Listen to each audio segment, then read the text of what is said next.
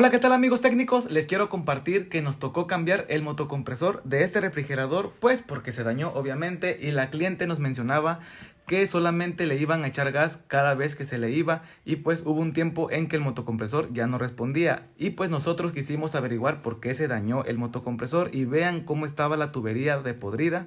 Esta tubería va en la charola, está sumida dentro de la charola y no se veía cómo estaba de podrida y el motocompresor pues obviamente jaló agua sucia y es por eso que se dañó. Solo como recomendación, cuando vayamos a checar un refrigerador, chequemos bien las tuberías para ver qué problema tienen, para evitar que el motocompresor se dañe y hacer un buen diagnóstico. Espero que les haya gustado este video, solamente fue una recomendación. Nos vemos hasta el próximo video. Bye.